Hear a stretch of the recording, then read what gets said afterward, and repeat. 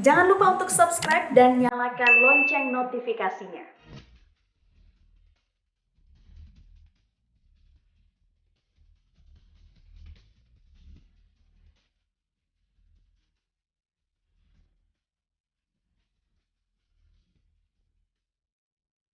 Selamat pagi pemirsa. Perang melawan korupsi ketika perilaku jahat itu sudah berakar dan berurat memang butuh waktu panjang dan melelahkan. Itu terjadi juga di negeri ini saat korupsi telah merangsek ke segala lini. Pemirsa, inilah editorial Media Indonesia di seri ini Kamis 15 April 2021 dengan tema Optimalkan Pencegahan, Maksimalkan Penindakan bersama saya Leonard Samosir.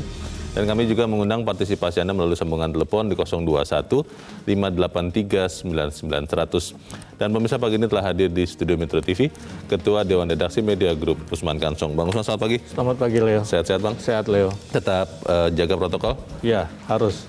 COVID masih tetap ada ya. Kita akan membahas bagaimana kita memberantas korupsi, tapi sebelumnya kita lihat dulu ada beberapa berita yang menjadi perhatian media Indonesia. Yang pertama, ini adalah headline media Indonesia untuk hari ini.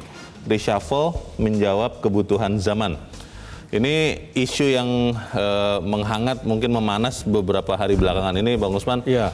Pertanyaannya, apakah pasti akan bisa membuat kinerja kabinet lebih baik lagi atau bagaimana?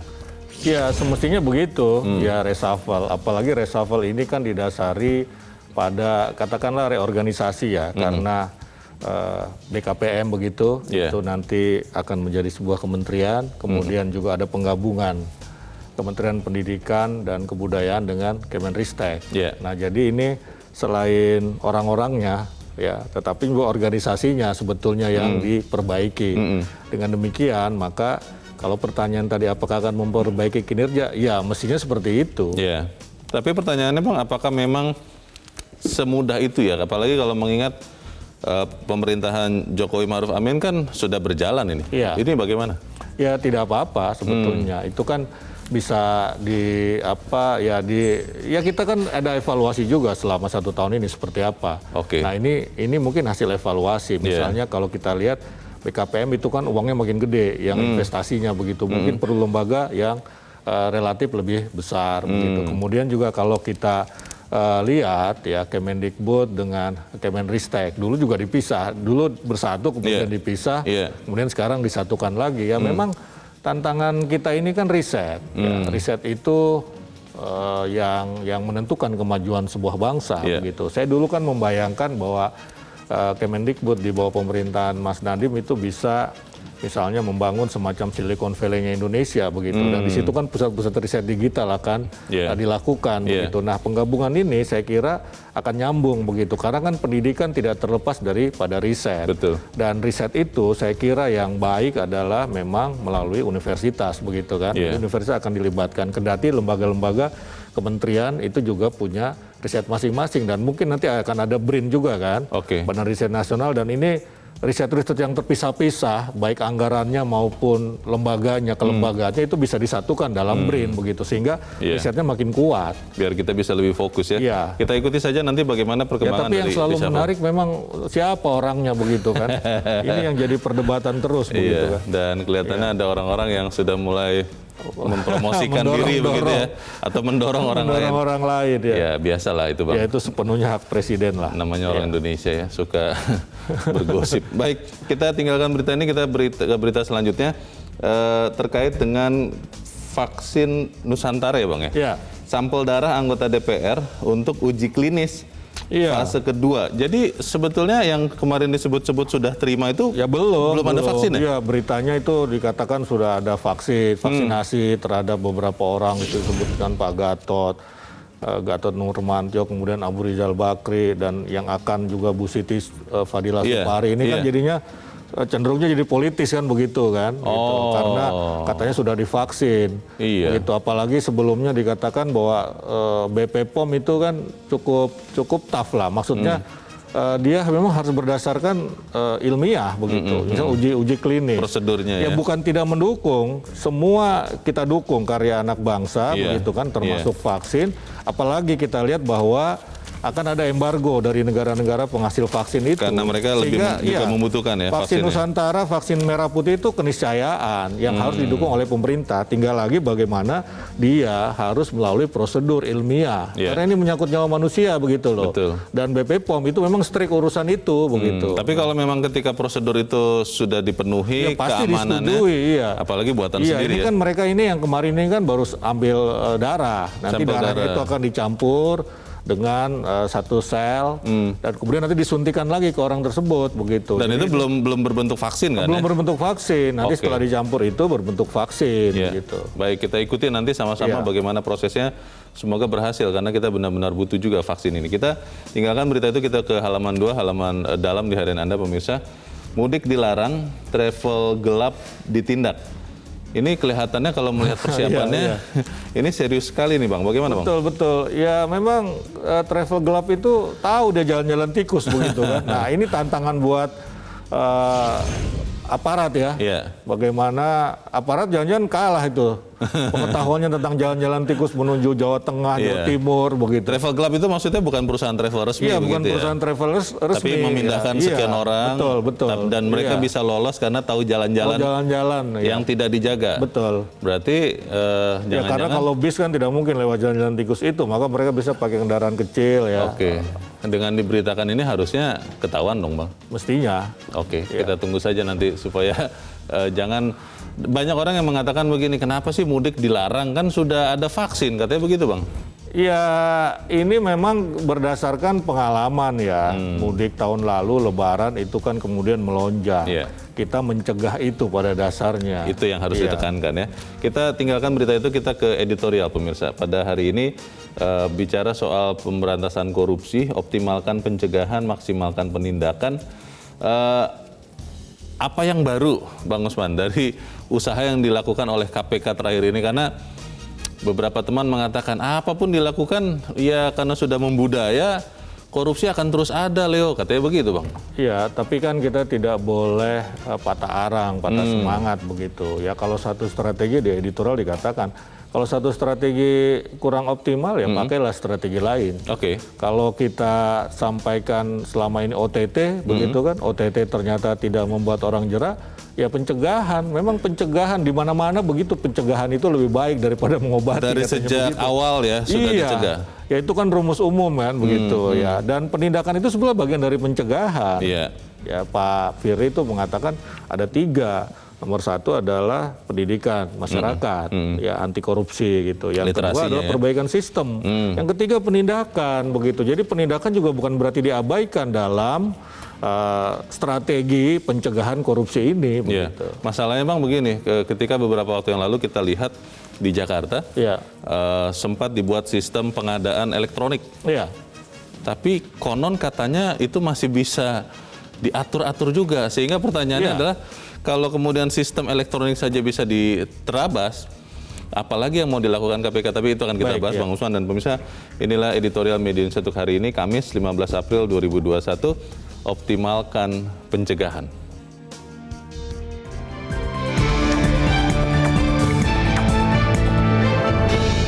Optimalkan pencegahan, maksimalkan penindakan.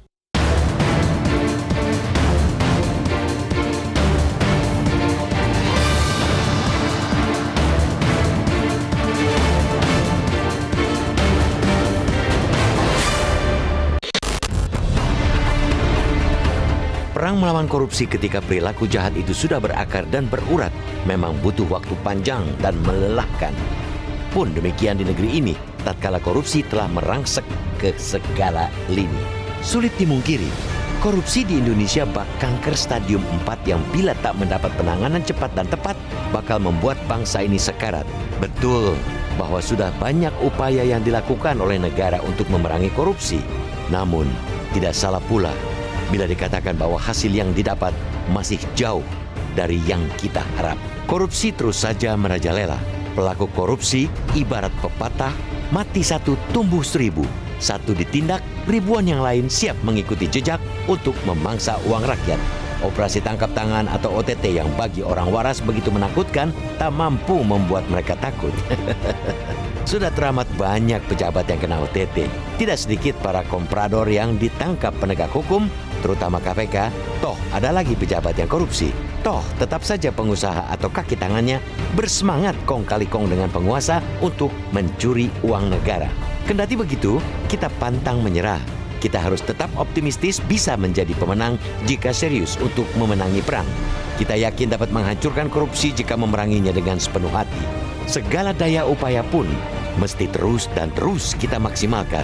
Kalau satu strategi majal, kita menempuh strategi lain. Kalau taktik yang satu tak mempan, kita lancarkan taktik yang lebih jitu. Pada konteks itulah, kita menyambut baik peluncuran aksi pencegahan korupsi Strategi Nasional Pemberantasan Korupsi atau Stranas PK 2021-2022 yang dilakukan secara virtual di Jakarta 2 hari lalu.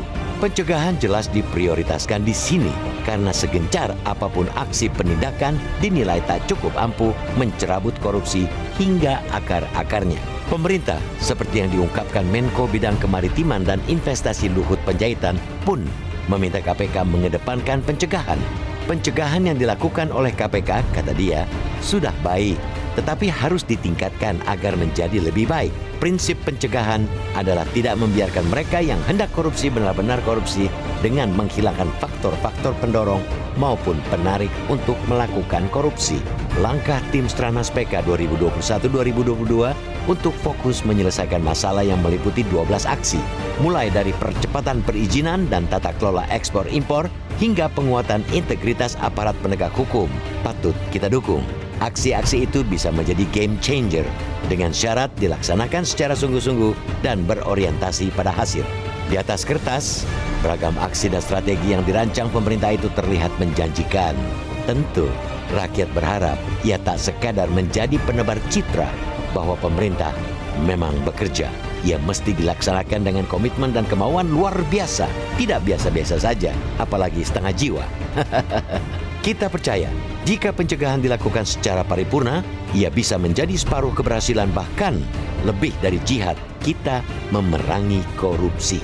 Apalagi kalau pencegahan itu dibarengi dengan pengawasan yang betul-betul optimal oleh KPK maupun otoritas terkait. Namun, mengedepankan pencegahan bukan berarti boleh membelakangkan penindakan.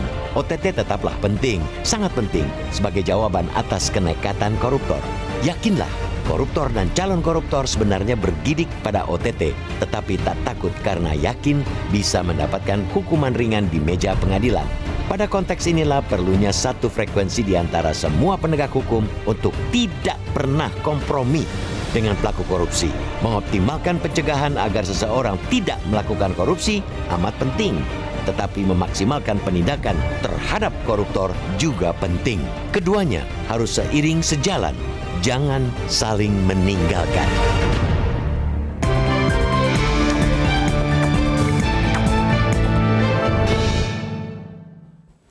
Anda bisa ikut menyatakan pendapat Anda di bagian berikut selepas jeda. Pemirsa, untuk saat ini tetaplah bersama kami.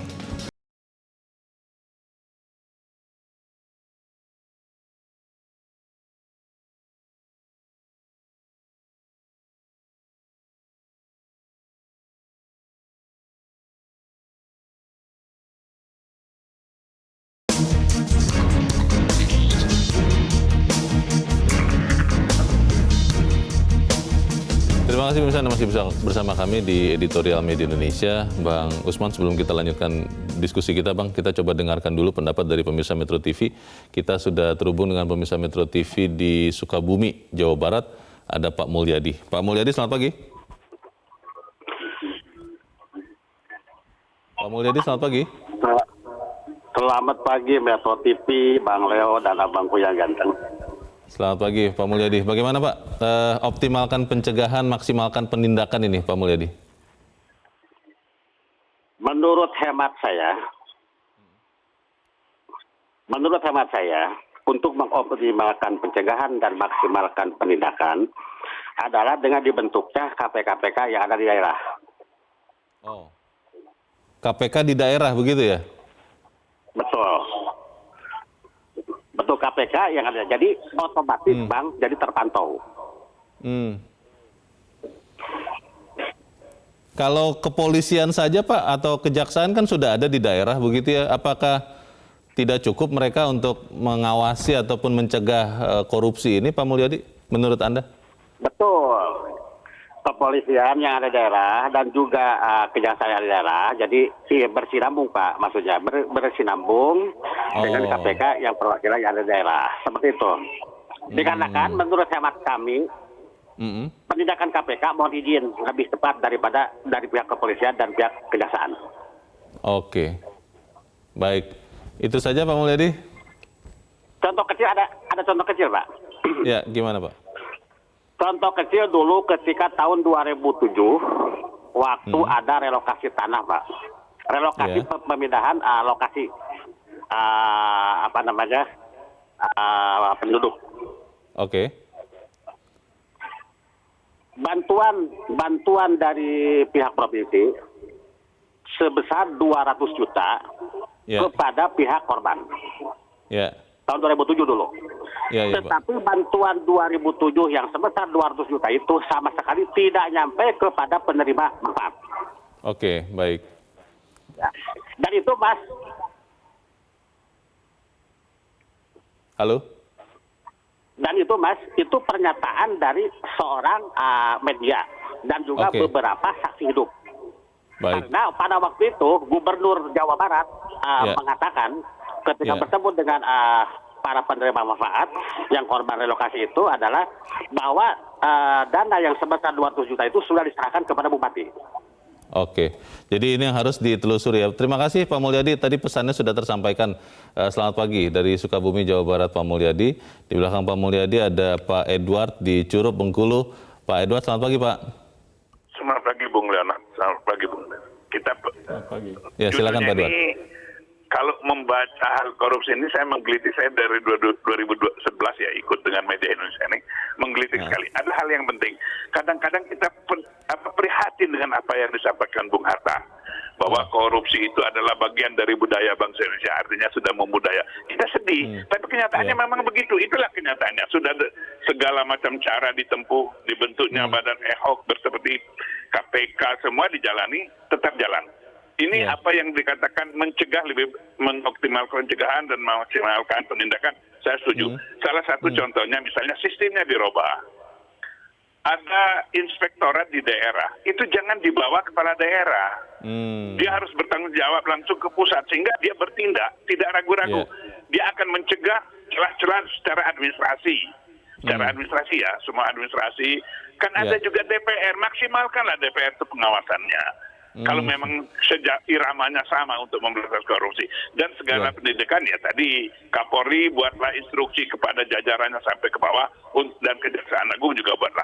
Itu pencegahan yang baik untuk penindakan. Nah, yang selanjutnya saya ingin sampaikan bahwa kalau nanti dibentuk suatu inspektorat, pilihlah orang-orang terpilih yang punya karakter, punya kapabilitas, punya integritas. Jadi kalau dia di bawah bupati, ya pasti orang dengan bupati secara administrasi. Tadi ada sistem katanya sistem yang secara online masih bisa dibocor ya, karena yang mengelolanya juga orang-orang itu, walaupun sistemnya juga. Tapi manusianya manusia pilihan kepala daerah. Nah ini yang susah. Tapi kalau maksud saya coba kalau ada tender itu datang ke tim dari pusat yang mengelola itu, sehingga semuanya akan berjalan dengan fair, penawaran dengan baik, semua prosesnya dengan baik. Itu yang kedua. Yang ketiga, di daerah-daerah itu sudahlah. Sekarang rakyatnya juga yang salah kadang-kadang. Kalau tidak dikasih uang nggak milih. Kalau nggak dikasih uang nggak milih. Lah ini harus balik modal. Mereka harus balik modal. Saya ngalami di daerah saya, daerah kecil lah. Kalau nggak dikasih uang, walaupun orang ini punya karakter, punya kapabilitas, punya integritas, udahlah, nonsen, nggak akan terpilih. Nah, jadi ya kita pasti dia harus kembalikan modal karena ada yang invest di sana. Nah, mudah-mudahan apa yang dilakukan nanti dengan perubahan sistem yang ada, silakan ada pengkajian selama ini di mana letak kelemahannya. Daerah sudah menyampaikan beberapa poin yang penting yang harus dilakukan. Nah, ya ini mudah-mudahan dilakukan oleh bangsa ini karena kita sadar betul habisnya uang negara ini banyak karena korupsi. 100% dari dana APBN atau APBD, kali yang dilaksanakan 40% itu sudah sangat baik. Baik. Terima kasih Pak Edward di Curup Bengkulu untuk pendapat Anda. Selamat pagi. Pak Mulyadi tadi usul Bang Usman bahwa harus ada KPK di daerah. Bagaimana? Ya, Bang? itu pernah menjadi wacana ya beberapa tahun lalu, tapi memang undang-undangnya tidak memungkinkan itu. Jadi KPK memang lembaga yang adanya di pusat. Dan dia ad hoc memang kan awalnya, ad hoc. sampai sekarang. Betul, seperti misalnya Komnas HAM. Iya. Komnas HAM itu kan tidak punya lembaga di daerah, tapi berbeda misalnya dengan Ombudsman, dia punya di daerah-daerah. Jadi memang ini tergantung kepada kepentingan. Kepentingannya apa sebuah lembaga itu begitu, dan undang-undangnya pasti akan mengatur sesuai dengan kepentingannya. Nah tadi bagaimana mengawasi korupsi di daerah, ya tentu saja KPK juga mengawasi. Beberapa kasus misalkan kepala daerah, dari mulai gubernur sampai bupati, kepala dinas, itu kan KPK juga yang menangkap, begitu kan? Walaupun kedua, ada di daerah betul, ya kejadiannya. Walaupun ada di daerah kejadiannya, jadi KPK itu menjangkau seluruh Indonesia. Yang kedua, benar yang Anda sampaikan tadi, Leo, ada polisi dan kejaksaan di daerah, begitu. Jadi dia bisa ikut mengawasi dan menindak, begitu. Bang, pertanyaannya begini, Bang, ketika ada yang baru ini kan ya, 2 hari yang lalu, itu persisnya apa yang kemudian diluncurkan oleh KPK yang membuat katanya celah-celah korupsi ini sudah ditutup maksimal? Iya, jadi 2 hari lalu memang ada peluncuran Stranas PK, Strategi Nasional Pencegahan Korupsi. Ya karena memang melihat selama ini OTT itu tidak membuat jera.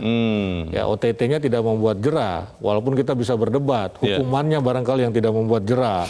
Kalau hukumannya maksimal sampai pemiskinan misalnya begitu, itu mungkin bisa membuat jera. Nah kemudian dari situ ya karena pencegahan ya ditutuplah celah-celah. Lebih bagus kalau orang bisa dicegah korupsi, jangan dijerumuskan begitu, dipancing, dijebak, katakanlah seperti itu. Ya, lebih jauh terkait itu kita harus bahas selepas jeda. Bang Osman dan Musa tetap bersama kami. Editorial Media Indonesia kembali selesai headline pukul 8 waktu Indonesia Barat.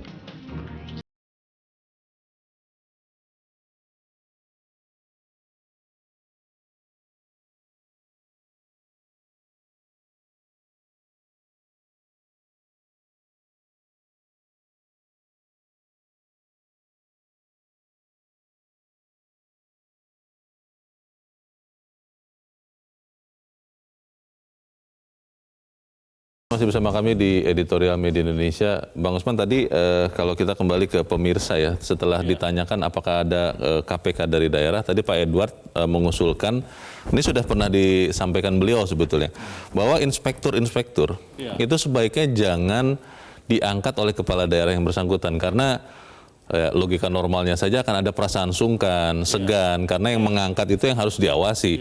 Nah tetapi kan mekanismenya kan tidak bisa. Misalnya inspektur di daerah itu diturunkan dari pusat begitu. Bagaimana, Bang? Iya, jadi kan begini, mestinya kan inspektur itu semacam audit juga kan. Gitu. Dia akan melihat kinerja seperti apa, adakah pelanggaran, maksudnya korupsi misalnya. Ya dia kan bisa melaporkan begitu. Dalam konteks ini kan inspektur seperti itu. Nah, saya kira di swasta juga seperti itu kan. Dia tapi ada kan di dalam. Beberapa kali pengawasannya juga ada di dalam. Justru misalnya, yang korupsi itu ya kepala daerah. Kepala daerahnya iya. Ya, kita tahu nggak bahwa itu misalkan laporan dari Inspektorat Jenderal. Bisa bisa seperti itu kan begitu. Ya tapi memang organisasinya begitu. Organisasi seperti itu. Begitu. Ya diaturnya begitu. Kemudian itu kan pengawasan internal sebetulnya. Ada nggak yang eksternal? Ya ada ya, seperti KPK itu, kejaksaan dan polisi. Kan kira-kira seperti itu. Ya memang organisasinya begitu. Ya pengawasan internal, memberikan masukan, saran, begitu. Kembali ke strategi nasional tadi, Bang. Strategi nasional yang 2 hari lalu diluncurkan KPK. Apa persisnya yang dilakukan untuk kemudian menutup celah-celah, bahasa kita mencegah dari awal, supaya tidak ada korupsi lagi? Apakah misalnya seluruh sistem pemerintahan itu hanya boleh lewat elektronik misalnya, dan selain itu tidak boleh, atau apa? Ya, itu baik kalau misalkan semua, jadi begini, misalnya memperpendek prosedur. Itu juga bagian dari mencegah korupsi. Ya misalnya soal pengadaan barang misalnya seperti itu, juga di pemerintahan daerah. Ini sebetulnya sudah dicoba, semua izin-izin itu dipangkas. Nah, yang baru saya kira kalau kita lihat dari pernyataan Pak Luhut kemarin 2 hari lalu itu, kemudian juga Pak Firly, Ketua KPK hari ini dimuat di Media Indonesia, itu adalah mengawasi, prioritas pertama itu mengawasi proyek-proyek besar negara, misalnya kereta cepat. Itu kan belanjanya 1.300 triliun per tahun. Untuk kereta cepat? Iya, jadi harus diamankan misalnya gitu ya. Itu seperti itu. Kemudian proyek besar lain kan banyak. Dan ini mulai digenjot begitu dilakukan karena dengan pengawasan itu ya itu kan juga ada asistensi artinya supaya misalnya dalam konteks impor barang-barang yang diimpor tuh banyak sekali dalam proyek kereta cepat misalnya begitu. Nah, ini kan gara-gara korupsi ya penyalahgunaan itu dia bisa jadi mestinya selesai sekian tahun maka bisa selesai panjang begitu kan. Atau beberapa proyek yang terdahulu malah jadi mangkrak proyeknya. Misalnya mangkrak itu menghambat kan, menghambat pembangunan. Jadi tidak benar kalau ada yang mengatakan bahwa korupsi itu pelumas pembangunan, pelumas ekonomi misalnya. Justru olinya katanya. Olinya begitu kan. Bahkan ya memang dia bisa membuat kita terjebak dalam apa itu middle income trap kan begitu. Karena kita tidak naik-naik kelas karena salah satu faktor yang mendatangkan investasi adalah tiadanya korupsi begitu. Birokrasinya ini bagus. Nah, itu yang akan dipelototi kira-kira oleh KPK ya, oleh KPK selain tadi perbaikan sistem, kemudian pendidikan masyarakat dan juga penindakan begitu. Nah, kembali ke penindakan, Bang. Apakah kemudian dengan fokus kepada pencegahan, strategi nasional pemberantasan korupsi yang 2 hari lalu diluncurkan, berarti kemudian bobotnya lebih banyak kepada pencegahan? Lalu penindakan itu jadi lebih kecil proporsinya, termasuk OTT, operasi tangkap tangan, atau tetap berjalan beriringan? Iya, kalau kita lihat dari yang disampaikan Pak Firly kan 3 ya. Ini kan sebuah sistem juga, jadi berbarengan dia. Pendidikan masyarakat, kemudian perubahan sistem, ya perbaikan sistem, dan yang ketiga penindakan. Tetap ada penindakan. Logikanya begini kan, kalau pencegahannya berhasil, pendidikannya pasti sedikit, kan begitu, iya kan? Kalau pencegahannya berhasil, siapa yang mau orang tercegah, orang berbuat korup, begitu kan? Nah, OTT ini kan, ya itu tadi tidak menurunkan tingkat korupsi, malah kita indeks korupsinya malah meningkat. Dan di masa-masa lalu itu kan ada juga pesanan politik kan, misalnya tangkap si ini ya, kita ingatlah yang sering disebut-sebut misalnya Anas Urbaningrum katanya pesanan begitu kan, katanya seperti itu. Nah, ini juga tidak boleh hal itu terjadi. Jadi karena mau memperbanyak OTT akhirnya cari-cari sasaran gitu. Bang, kita dengarkan lagi Bang pendapat dari pemirsa Metro TV. Kita sudah terhubung dengan Ibu Indra di Cirebon, Jawa Barat. Bu Indra, selamat pagi. Selamat pagi Bung Leonard dan Bung Usman Kamsong. Assalamualaikum warahmatullahi wabarakatuh. Waalaikumsalam. Silakan Bu Indra, bagaimana Bu mengoptimalkan pencegahan? Iya, mengenai strategi nasional untuk pencegahan itu, sepertinya itu sesuatu yang baik ya, karena banyak sekali kasus pejabat-pejabat yang tadinya orang baik-baik dalam tanda kutip, kemudian terjebak situasi ini oleh si dalang-dalang yang mencari celah ini. Dikatakan bahwa itu biasa dilakukan, kemudian nanti kalau ada apa-apa ditolong begitu, dijaminlah. Iya, nah itu dijadikan ATM. Jadi kalau ada strategi nasional ini, nah mudah-mudahan bisa diingatkan sebagai penyegaran apa yang harus dilakukan dan digarisbawahi benar-benar apa yang tidak boleh dilakukan untuk menyelamatkan mereka. Nah, kemudian Bung Leo tadi mengenai usul KPK di daerah, kemudian pengawasan dari inspektorat itu mengenai mengawas ini agak miris juga kalau kita kalau KPK siapa sih yang mengawasi gitu, karena era yang dulu pernah ada juga wacana bahwa KPK juga bekerja berdasarkan pesanan. Gitu. Kita lebih baik move on ke depan begitu ya Bu Indra. Terima kasih Bu Indra untuk pendapat Ibu dari Cirebon, Jawa Barat. Selamat pagi. Kita harus jeda dahulu, Bang Usman dan pemirsa tetap bersama kami, Editorial Media Indonesia.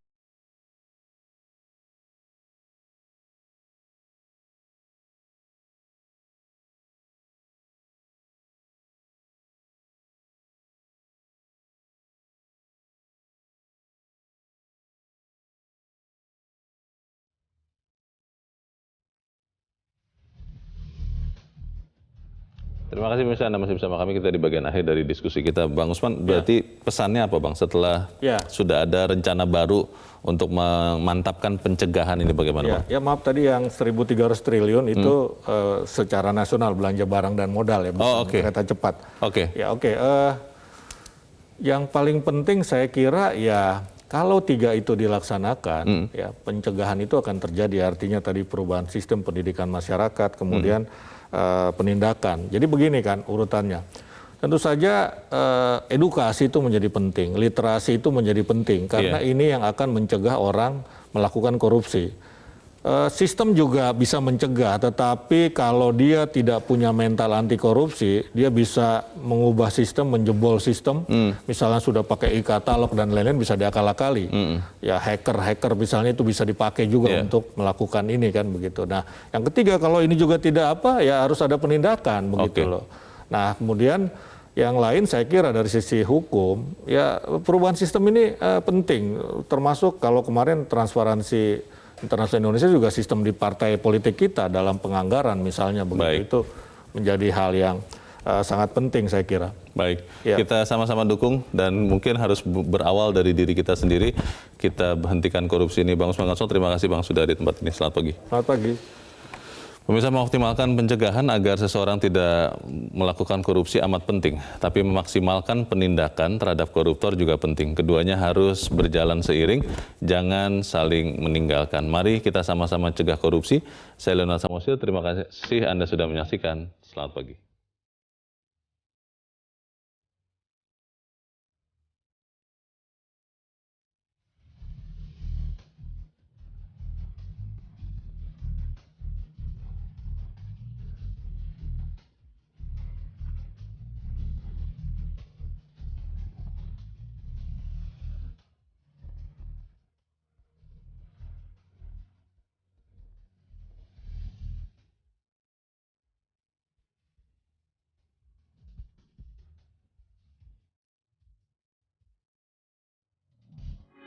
Metro TV